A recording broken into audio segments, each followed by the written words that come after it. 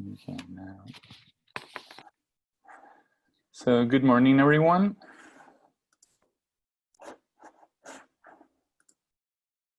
And welcome to today's webinar. We're going to wait a couple minutes for more people to join and then we'll start, all right? So in the meantime, you have a little bit of time to go pick up a cup of coffee or tea, depending on where you are in the world. I'd like to remind you that I am in Santiago, Chile. It's a very sunny but crispy afternoon. It's 3 p.m. here. And then Shelley, she's joining us from New Zealand. It's actually 7 in the morning over there, right, Shelley? Yeah, it's 7 in the morning. It's completely dark, and I live in the mountains in Queenstown near a couple of ski fields, and I think it's probably around about -1 or -2 degrees. Wow. So that's way colder than over here, yeah. Temperature fluctuates a bit more over here, but it's still pretty crispy, yeah. Yeah, very crispy, yeah. But that's good. Yeah, I mean, so yeah, everyone, please keep that in mind that we are, of course, doing this remotely. So if there are any problems, the internet connection, a little bit of lagging, please hang on there, and you know, it should be fine. But just in case, a bit of further warning. Mm-hmm.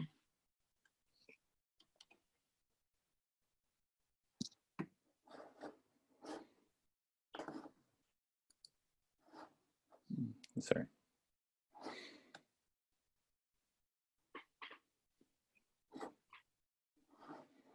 Okay, so we have people joining us. For once, why don't everyone who starts joining us tell us where you're joining us from? I would love to, well, we would love to hear where you're from, where you're joining us. Yeah, people in the chat. Oh, Mariano comment, go Shelley. So we have Alejandra from Buenos Aires, Argentina. We have Peter from Quasar Expeditions in Chile. So we have people from South America joining us today. Always happy to Nate Bennett from Atlanta, Georgia. We have someone from Texas via Chile. So international people. That's always good to hear. We have a good mix of people joining us today, Shelley. What do you think? Wow, yeah. It's a long way away from where we are right now.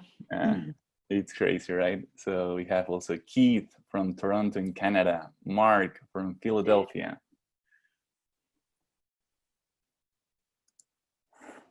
Okay. Italy. Let's wait a bit more. Lucia from Italy, yeah. So yeah, it's afternoon, almost evening over there.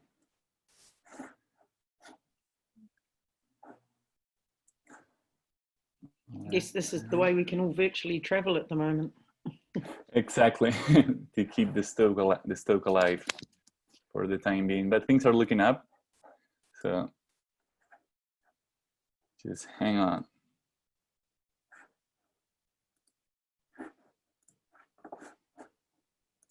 All right, let's give people a couple more minutes and then we'll start, all right? Last call for coffee and tea refill.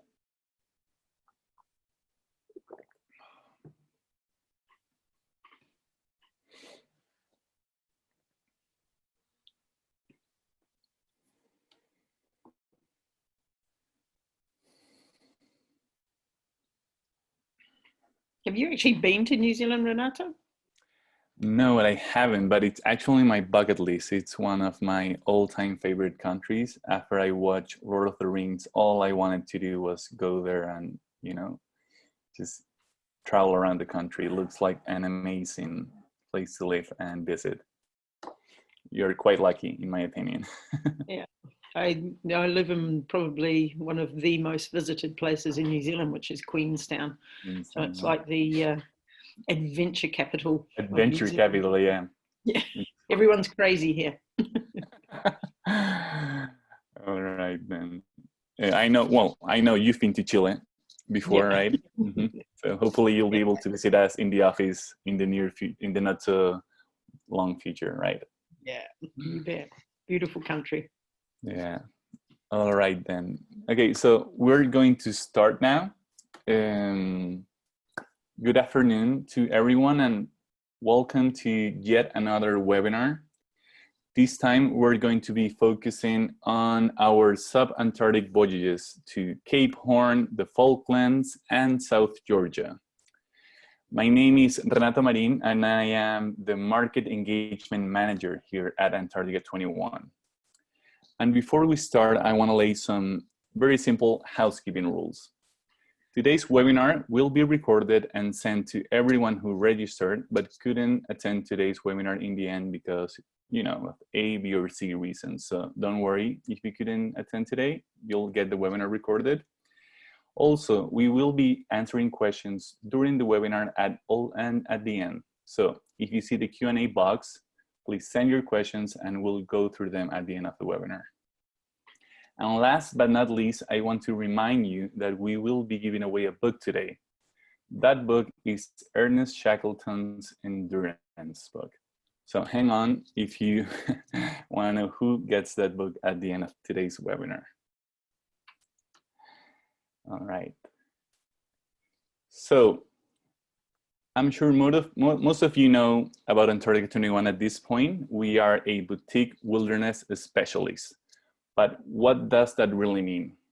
In a nutshell, we operate small ships in small-scale adventures in Antarctica and the Sub-Antarctica Islands. Also on today's call, we have Shelley Larsen, a veteran explorer expedition leader. Like I mentioned before, she's joining us from New Zealand. And keep that in mind in case there's some internet lagging, like I said before. And without further ado, I want to leave you, Shelley, to tell us a little bit more about yourself. So why don't you go ahead? Yeah, morena everyone. Hello from New Zealand. My name, as you can see, is Shelley, and I come from that fantastic rugby winning nation of New Zealand. I entered the expedition industry over 18 years ago, and back then the main goal was to try and get to the southern polar regions. It was almost like a blood sport. I realized that 2 years later. So my next season will be my 17th in the southern polar regions. Wow. In the very first 5 seasons that I started going down to the southern polar regions, I actually got to visit the Falkland Islands on pretty much every single voyage, and began my career on small ships and began working with Antarctica 21 just 2 seasons ago, and am super happy to be back on small ships and delivering this boutique style product once again. It's definitely the best way to explore, that's for sure. Well, thank you for the introduction, Shelley. Okay, and just before we dive into today's topic, I want you to have a little bit of perspective of where these destinations are on the map. So we have Cape Horn sitting at the bottom of the South American continent. Then we have the Falkland Islands just about 300 miles to the east. And then we have South Georgia sitting inside the Antarctic convergence. And some of the highlights of these destinations are, that they're huge hotspot for wildlife, majestic birds like Albatross petrels, and also huge colonies of sea elephants, king penguins. We'll have the chance to land on Cape Horn, on legendary Cape Horn, and also to trace the footsteps of famous polar explorer Ernest Shackleton in South Georgia. I want to remind you that these trips are going to be taking place early season. That means either late September or the first half of October, for you to keep that in mind. Now, why don't we go ahead and start with Cape Horn? I'll let you take it from here, Shelley. All right. So Cape Horn, as you can see there, it's the southernmost piece of land in Chile, and it's one of these places that people really want to go and visit and see. It's located at 56 degrees south. We have a saying when it comes to latitude and associating it with wind. We have the roaring 40s, the furious 50s, and the screaming 60s. So you can see from this map here, Horn Island, right down the bottom part there, but it's part of the bigger national park of Cape Horn. Very famous because, of course, early in the days before the Panama Canal, all the clipper sailing ships used to have to navigate round there under sail. So it was kind of a feared stretch of water. You've got the Southern Ocean meeting the Pacific and the Atlantic, but with that becomes this huge area that is just so rich and diverse. As we go there, on our voyage, we're very, very lucky to be able to spend the whole day to explore this region. And we've got 3 different platforms that we hope to use. Of course, we've got the Magellan Explorer. We have our fleet of Zodiacs, which are small inflatable boats. And of course, we hope to get on shore. What we hope to see, it's an area where we could see, of course, albatross flying around. We could see sea lions, we could see rock hoppers, but we also hope to be able to land on Cape Horn itself. So you can see from this image here behind, that's where we land on that bouldery beach. You can climb up the stairs, and once you get up the top, there's a nice big boardwalk area. Why do we want to go to there? Well, located up there is a Chilean naval officer. So they're based there with their wife and family. So they get based there for 12 months at a time. And it's a really cool opportunity, not only to visit Cape Horn, but of course to be able to engage with the naval officer and his family. They have a lighthouse, they have their house, and also a small chapel there as well. Shelley, and sorry to interrupt you a little bit. You did mention that there is a chance to land in Cape Horn. Of course, that is weather dependent. But I wanted to go a little bit deeper into how we get to spend one day in Cape Horn. How does that happen? Yeah, good point, good question. Of course, as we head there, we have been cleared into Chile, and we have a Chilean pilot on board. That enables the ship to actually get closer. Normally, if you're not cleared in and you don't have a pilot, you can't get within 11 nautical miles of Cape Horn. And so not only can we get closer and explore on the ship around the area, but we are permitted to make a landing. By having a whole day, that also increases our chances of being able to land. Actually, where you land is on the eastern side, so prevailing winds tend to be from the kind of west-northwest, so hopefully we get some great shelter there, but that gives us the full day to just ride things out to make sure and increase our possibilities of being able to land. That's good to know. Yeah, thank you, Shelley. So another part up on Cape Horn is this monument, and so when it's aligned correctly, I think you'll be able to see there, it forms the silhouette of an albatross flying. And this was a monument that was actually put there back in 1992, and that's a commemoration of all the sailors that have lost their lives at sea. And that's obviously during those early days with the wooden sailing ships, where it wouldn't be unusual for them to be blown off course or blown onto the rock. Thankfully nowadays, technology has changed, and we've got a extremely seaworthy vessel in the Magellan Explorer, built to the highest standards. So thanks to the technology nowadays. Yeah, we're very grateful. Yeah. That's for sure. All right. So Cape Horn would be the first stop in one of these itineraries. Then we would go to the Falkland Islands. What can you tell us about these lesser known islands? I know that you're quite fond of them. Yeah, the Falkland Islands is, to me, one of the true gems that people don't really kind of know about. Just to kind of put it in a nutshell and give you an overview, It has the largest breeding colony of black-browed albatross. In fact, over 70% of the world's black-browed albatrosses breed here. But you can also go here, you can find, during the time that we're going there, huge colonies of elephant seals, up to 2,000 you might be able to find on the shore. You can see the map in front of you here. It's pretty much divided into two, West Falkland. So we spend a lot of the time exploring up on that western part, right up the northwestern part, Steeple Jason. That's where one of the large colonies of black-browed albatross are. And then the eastern part, we have down the southern area. That's where we would find the elephant seal colonies, and of course Stanley's there. And we'd explore right through the middle of Falklands Sound. I'm going to talk about other things people don't realise. You can have the chance to see 5 different species of penguins. So this here is the view of the black-browed albatross colony at Steeple Jason, but also if you look very carefully in there, you'll see some penguins.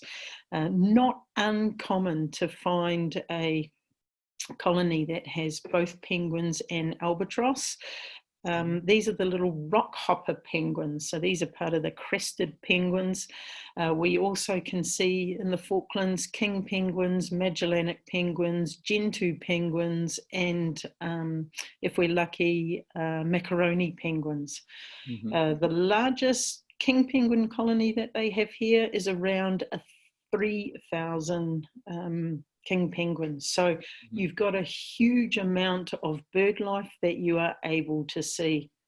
Shelley, and is there a particular reason for colonies of different species to coexist in both the Falklands and South Georgia? Yeah, the colonies, it's kind of like the survival of the fittest or the smartest. So by the rockhopper penguins, for example, breeding inside the colony there of black-browed albatross, the black-browed albatross actually give them protection from the predators like the caracaras, also like the giant petrels as well.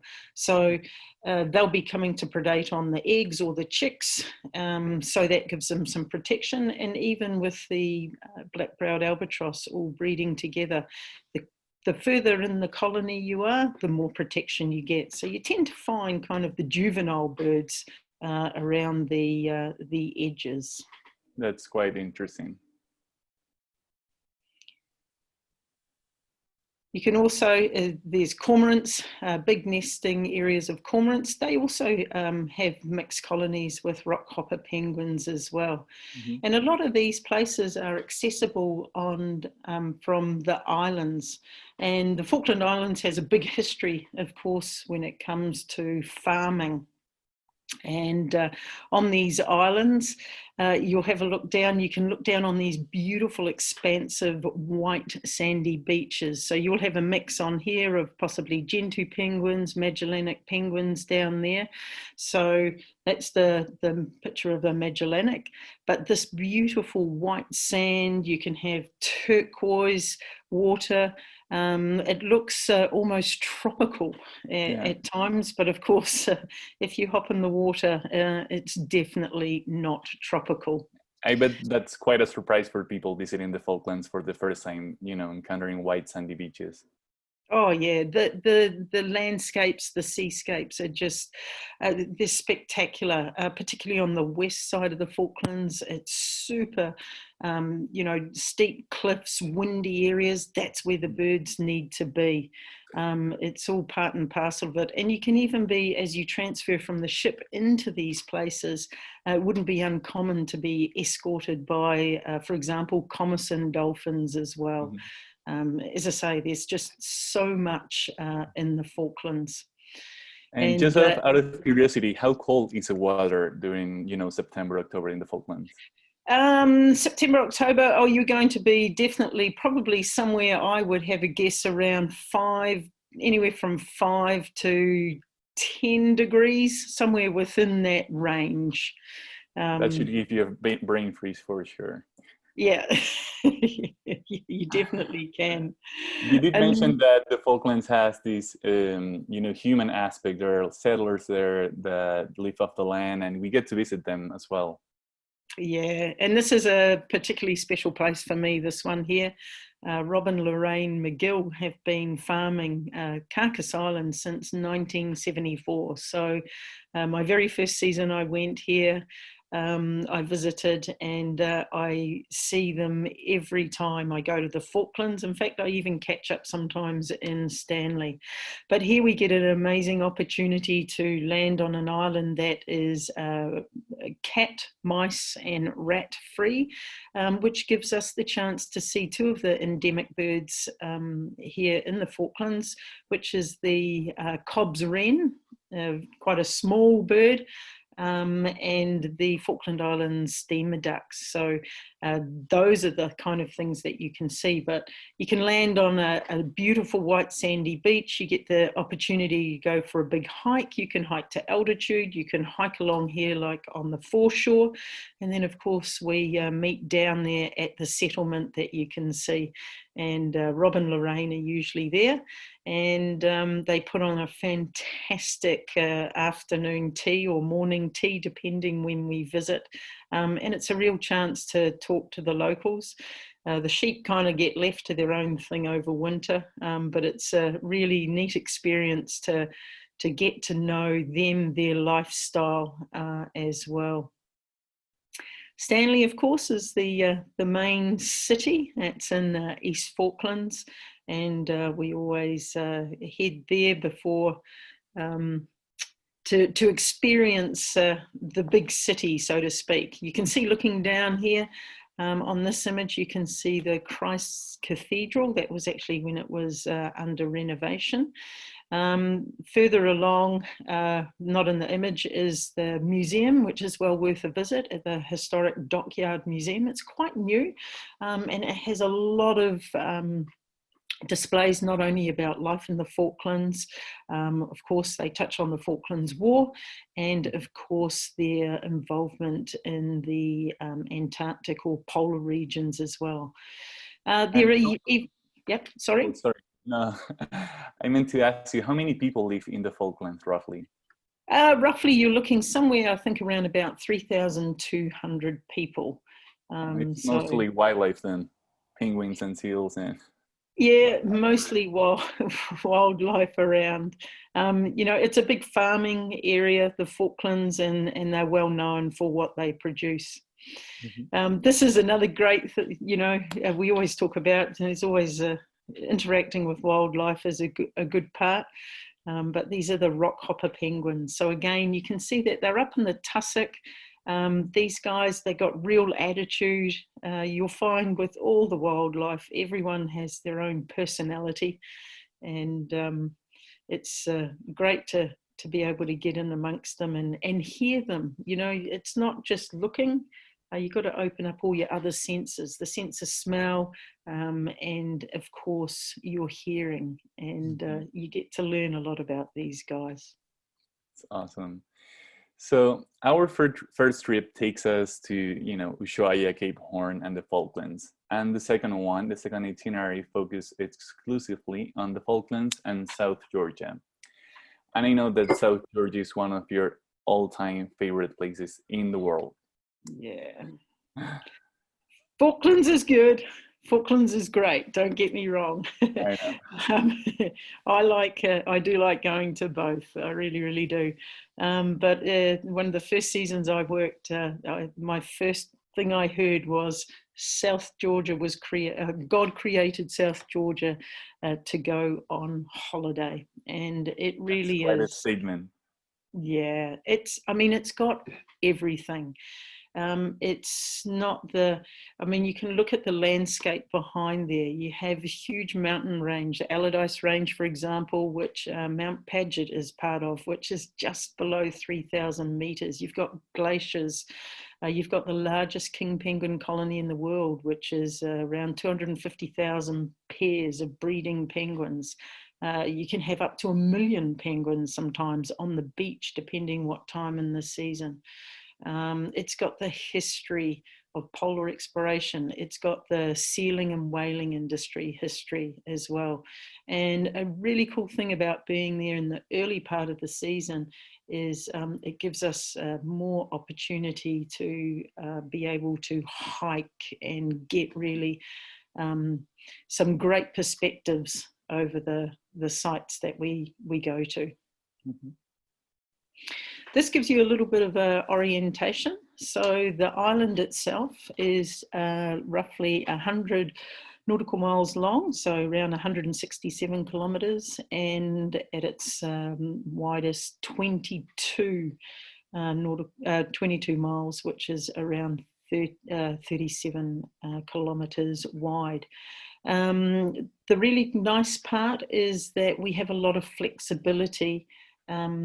You can look at whether you can move about because it's only 100, as I say, miles long. The majority of the time we'll spend on the eastern or northeastern side. If we're really lucky, a big thing is we get 5 days to explore South Georgia, which is again a real great thing to be able to do. And you can even, there's one place you can land on the western side, and if conditions are good, we can even try and do that. Big part of visiting during this time is this is when the elephant seals come in and they are breeding. So October's their time, and you will literally look at scenes like this with hundreds and thousands of elephant seals on the beach. They're quite an interesting time because you have the big males are there, and what they do, they come and establish these territories, and as the females come in, there's a big male for you with its proboscis there, the females come in and that male will have a harem of up to 100 females. So as the females give birth, around 7 to 10 days after that, they'll be receptive to mating again. And of course, the females are busy rearing their pups. They have one of the quickest times to actually wean their pups, which is only 3 weeks. And the pups are something you really fall in love with. They're big fat butterballs, I call them. And, you know, you look into their eyes and you would think of their eyes being like, you know, little saucers. Yeah, again, it's just something, it's, you know, descriptions don't do it justice. It's a you have to go. Yeah, you just have to go and experience it. And next to the elephant seals, we have the king penguins, right? Yeah, we have king penguins, but again, we've got, as I mentioned, we've got huge breeding colonies. These guys are unique in that they are not a seasonal breeders. So if you look in this image here, you can see some little brown chicks in the distance there. Those are last year's chicks. So they'll be, the beginning of this summer, they'll be still feeding, and then they will start to lose that brown, that down. They're called oakum boys like this, but they lose that down, they'll get their adult feathers, and they'll be heading off into the big wide world that season. But in the meantime, there'll be adults coming in, getting ready to mate, and of course, start the cycle. So it's a very unique cycle. The king penguins are always there. And as I say, there's huge colonies, but you can also see chinstrap penguins, gentoo penguins, macaroni penguins as well. So there's a number of species. Another really cool thing at the time of year is we're able to visit a place called Prine Island, which is one place that you get the opportunity to see the largest albatross in the world, which is the wandering albatross. Remember, these guys can have a wingspan of 3 meters. So wow. They are huge birds. So they will have, again, their chicks would have survived through the winter, and you never know, sometimes you can actually be lucky enough to see them take off for their first flight.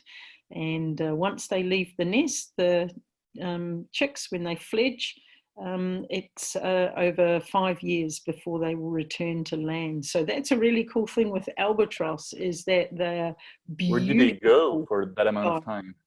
They just go round and round the Southern Ocean, round and round, feeding. And as I was saying, the flying of them, there's a number of species you can see. Light-mantled sooty, they have an incredible flight pattern that they do when they are mating.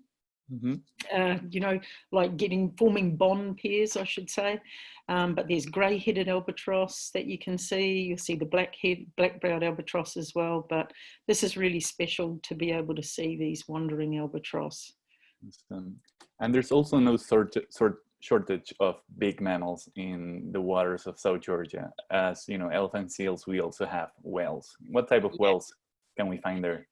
Yeah, I mean, a big part is we're seeing more and more so on the way, and it's really important to remember that the time we spend at sea is also time that we can see this wildlife, whether it's whales, whether it's the birds as well. But we're seeing now, last season in particular, a lot more common sightings of whales such as blue whales, the southern right whales, and of course the humpback whales. So definitely with the protection, we've seen more, you know, a big increase in the sightings. Of course, not to forget orca or killer whales. And, you know, going back to the Falklands as well, there's a particular island where the elephant seals breed that it's well known that orca monitor that area, of course, to get the pups and stuff. So, yeah, a big part is the marine mammals and what happens there. And again, it's utilising the different platforms that we have. And back on land, we have these majestic sightings. Yeah. Yeah. It's you know, I mentioned the Allardyce Range, the height that we get to. We have all these glaciers feeding down into the ocean.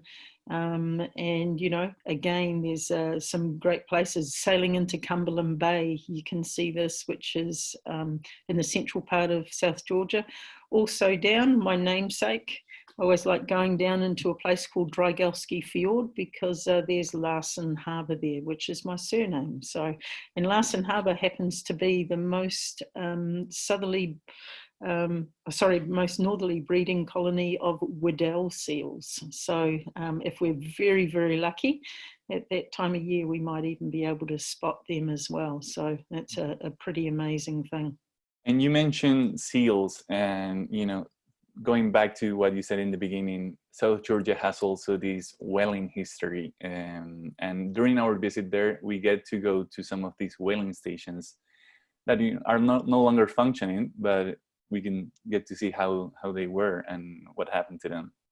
Yeah, it's quite good because there's a number of sites and the majority of them are left as in their original condition. You can imagine back then with the construction, they did use asbestos. So because of that, we can only get within 200 metres of the whaling stations, except for one in Grytviken, which has been made safe. And the one we're looking at now is Leith, which is the largest whaling station in South Georgia. So here you can get a good view of the size of it, a feel of what it may have been like living and working there. But then when we go to Grytviken, if you can imagine, they've taken off all the outer surrounds of the buildings and you get to see what the heart of it is. So you can get an understanding of what the process was once the whales were captured and brought ashore and how they were processed and everything like that. So whaling was continued on till the 1960s. And of course, again, Carl Anton Larsen was a Norwegian who was really the founder of the whaling industry in South Georgia. So another really important part of what went on in this incredible place of South Georgia. And talking about now polar exploration, when you go to Grytviken, besides the whaling station, we also get to see Ernest Shackleton's grave. Yeah, and this is it's pretty special, and It is. you know, everyone has pretty much heard of Ernest Shackleton. Of course, he had led 3 expeditions, and he died on his 3rd expedition, actually, in Grytviken, on his ship there. He was put on the ship to head back home after he'd passed away, and his wife literally got him turned around back in Buenos Aires, and he was sent back and buried here in South Georgia. His grave is the only grave that actually faces south, and it of course has other graves in there from the whaling days and more recent. But you can just see to the right of that is a little square, and that was a few years ago, Frank Wild, who was really Shackleton's right-hand man. His ashes were brought and put beside Ernest Shackleton as well. So it's again, it's quite amazing the emotion that's drawn out of you when you actually get to go and stand at on Ernest Shackleton's grave. And it's a really important part to know that we have a great team of staff, expedition staff on board, which allows us, it's a high ratio, one of the highest in the industry, but the teams, whether they're ornithologists, historians, geologists, glaciologists, or whatever, they really bring to life all these places. And any time, if we have at sea, when we travel from one place to the other and we're not out on deck looking at wildlife or whatever, you get the opportunity, the guests get the opportunity to learn about where we are, what we're seeing, and hearing about the history as well. So really important part. And not only during that time, also during dinners and stuff. So we'll always sit down with the guests. So it gives us a great chance to build a good rapport with the guests on board. Mm-hmm. And going back to wildlife, we had seen a picture of this colony before, but this is a whole different perspective.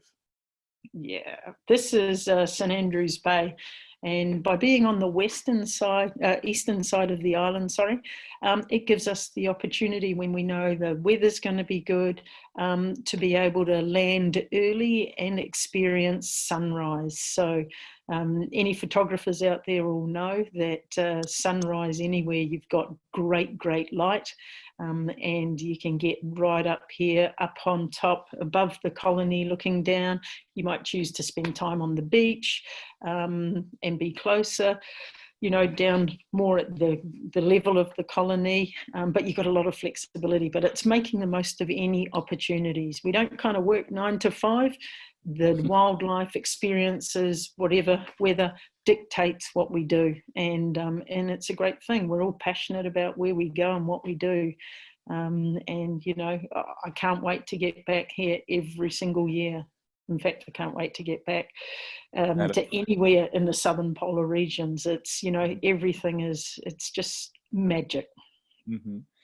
And one of the last species of penguins that we had mentioned but not shown yet are the Macaroni penguins. And we also get to see them in South Georgia. They're quite sneaky, wouldn't you say, Shelley? Yeah. They're stinky, sneaky, and smelly. You know, again, it's one of the crested penguins. This is actually the highest population of any species in the world. It's somewhere around about 5 million. But these guys tend to be on exposed sites. They like to nest up high. And this is where we get out in the zodiacs as well. And you've got these guys accessing their colonies. So they're super amazing climbers. And you can see that just even looking at that, the rock face behind. They can climb up, they're feisty. As I say, they all have their own personalities, you know, and you'll get to know them. But these crested penguins with these yellow plumes of feathers always seem to be a bit of a favourite when they're out and about. That's also true. And well, now I'll go ahead and give everyone who I'm sure is just dying to go to both you know, the Falklands and South Georgia some more information about the itineraries that we are offering for the 21-22 season. So our first trip departs from Ushuaia. It takes you to Cape Horn for a potential landing, like we explained before, and then it goes to the Falklands. It's 8 days, 5 nights, of which roughly 5 of them are spent in the Falklands, and it combines perfectly with a visit on either side of Patagonia, being that Chilean or Argentinian. And, it's just a beautiful adventure introductory to this area.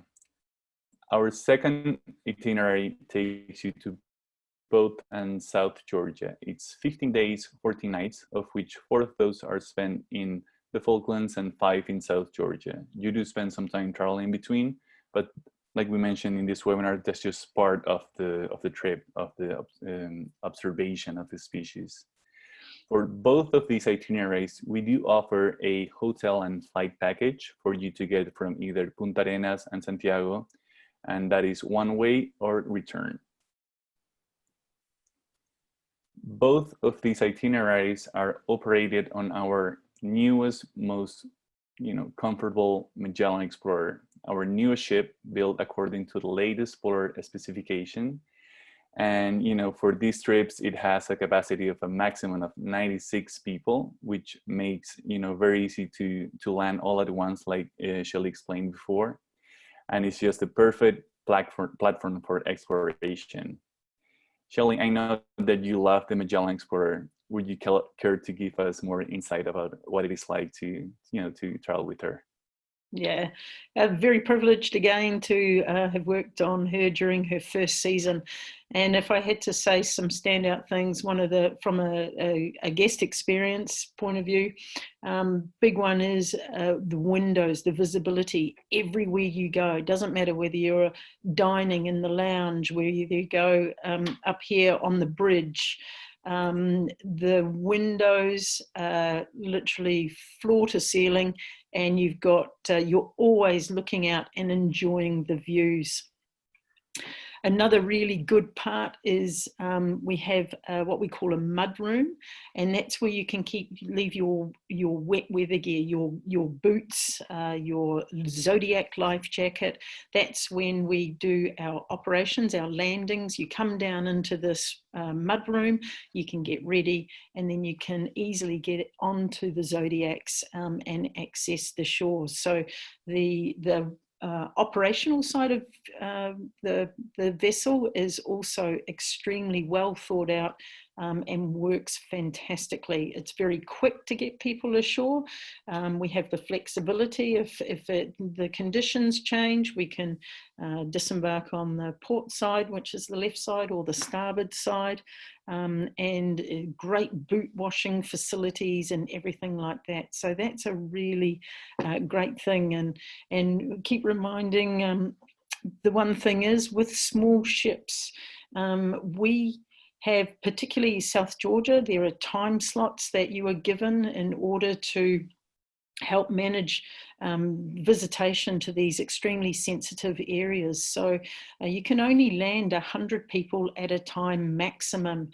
What this means for us is we don't have to work around anything. We've seen the industry the ships get bigger and bigger.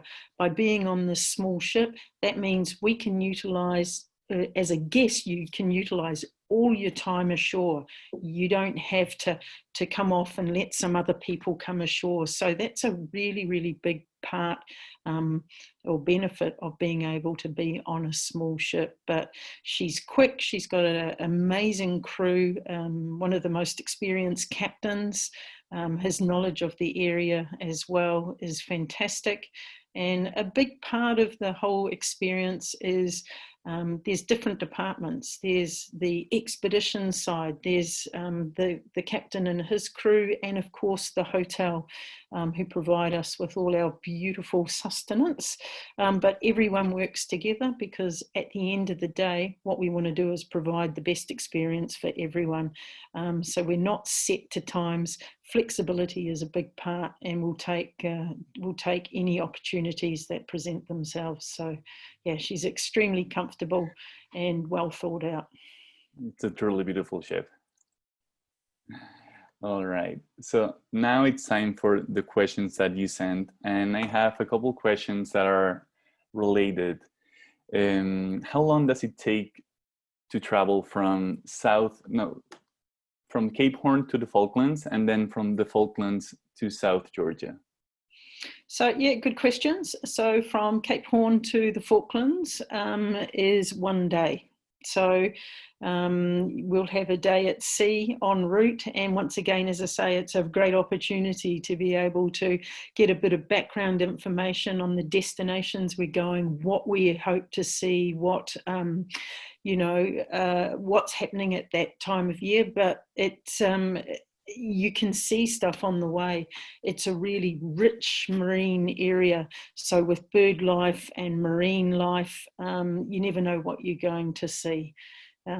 As far as going from Falklands to South Georgia, then we take a few more days. It's 800 nautical miles. So round about, 2.5 days.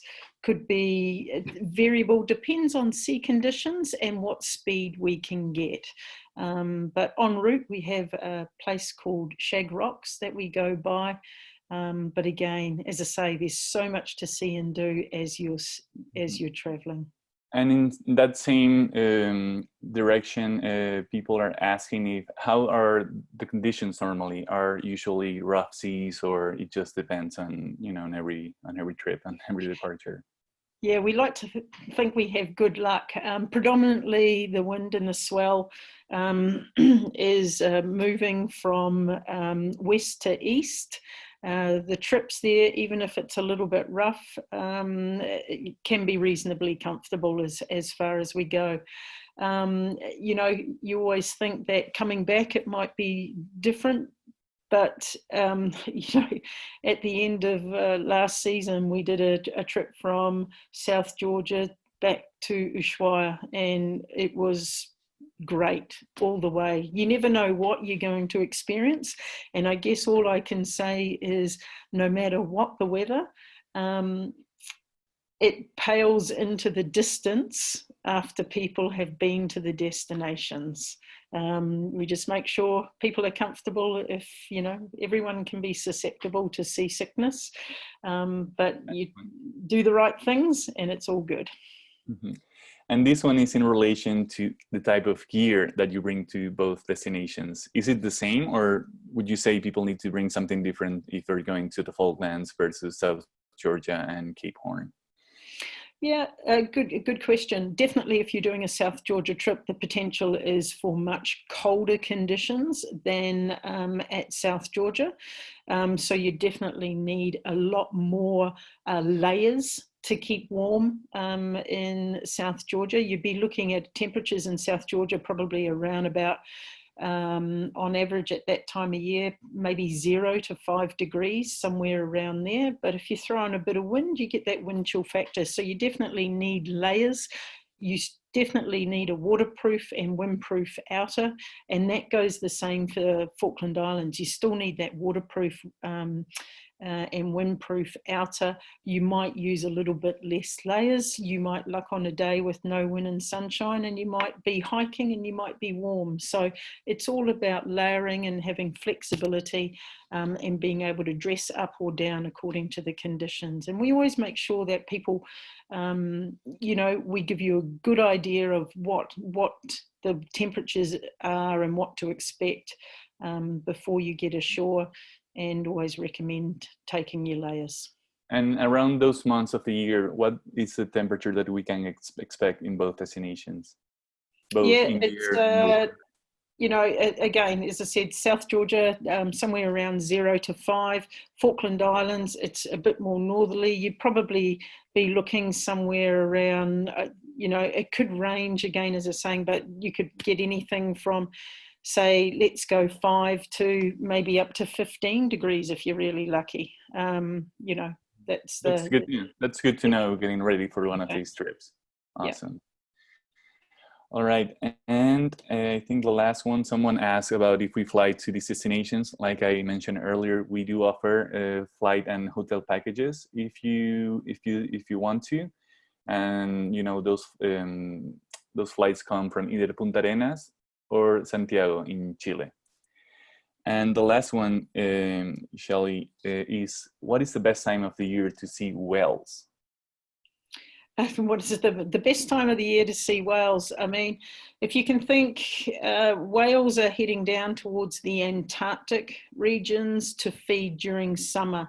It used to be, we used to say you'd have to go towards the end of the season, but now, and when I say the end of the season, you'd be looking like peak time late February, you'd get February, March.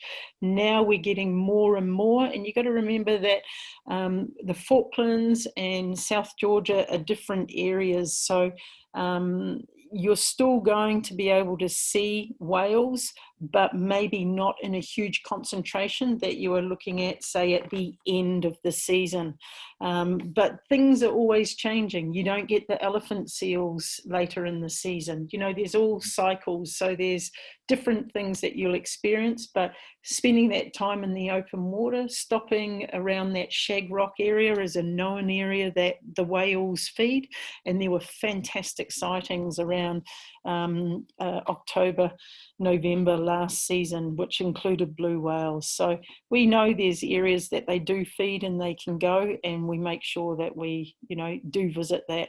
And if a polar swim is something for you as well, we'll always create those opportunities too. And generally we do those off the ship. So you can act like a whale and go for a swim too. All right, and we'll wrap up the questions with that one. Before we finish for today, I want to announce that the winner of Ernest Shackleton's Endurance is Keith Au. We will get in touch with you, Keith, via email to arrange, the delivery of that book. So congratulations. So, Shelley, I want to thank you. I really cannot thank you enough for all your experience and knowledge, and taking the time to share that with us today, with me and with everyone who joined today. And we hope we get to to do another series with you in the near future. So thank you, and also thanks everyone for taking the time to spend 45 minutes and get to know a little bit more about these destinations. Yeah, thanks everyone. Thanks for your time. Mm-hmm. Enjoy the rest of the day. Goodbye.